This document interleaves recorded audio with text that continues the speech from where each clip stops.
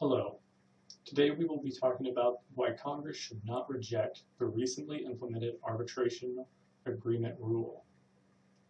Now say someone had copies of all your personal information, but had it stolen, enabling the thief to steal your identity as well.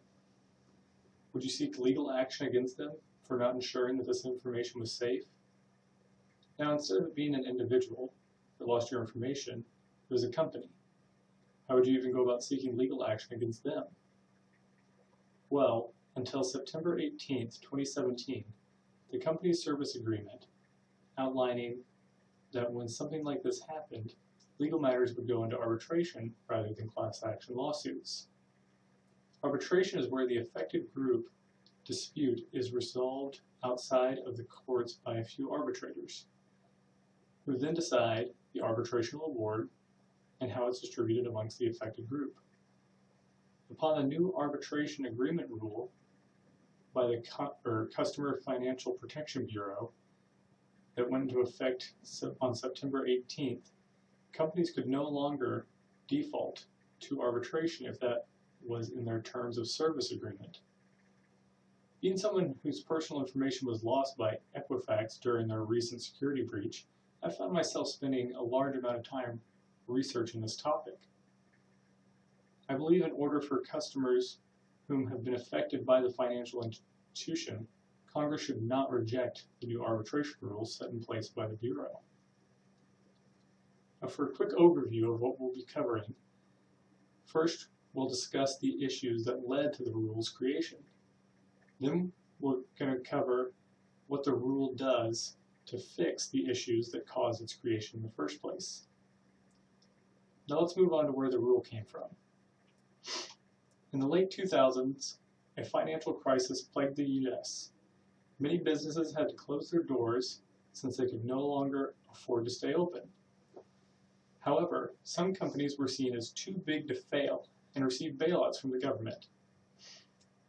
In an attempt to have taxpayers pay for these failing companies, Congress passed the 2010 bill titled Dodd-Frank Wall Street Reform Customer Protection Act, which intended to promote the financial stability of the United States by improving accountability and transparency in the financial system, to end too big to fail, to protect American taxpayers by ending bailouts, to protect consumers from abusive financial service practices, and for other purposes. This act also brought to light that pre-dispute arbitration clauses had been common practice in company service agreements. To summarize the Bureau's arbitration study report of 2015, pre-dispute arbitration clauses boil down to this. At the time of registering for a service offered by a financial company, the consumer will sign a service agreement. This service agreement outlines a clause which is an alternative means to resolving a dispute between the consumer and company if one were to come up.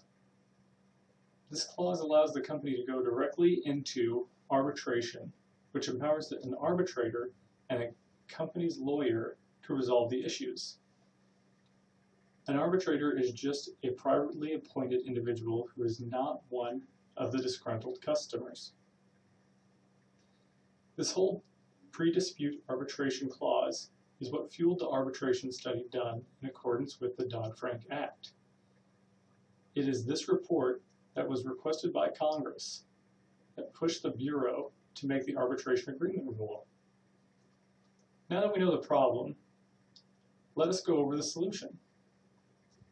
The Bureau's arbitration agreement rule allowed consumers the ability to file class action lawsuits against a company. This was done by avoiding the pre-dispute arbitration clause found in most terms of service contracts.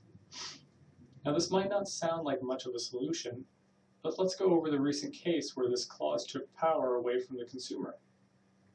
Back in July, Equifax, one of the three major credit reporting agencies in America, experienced the largest data breach in its company's history.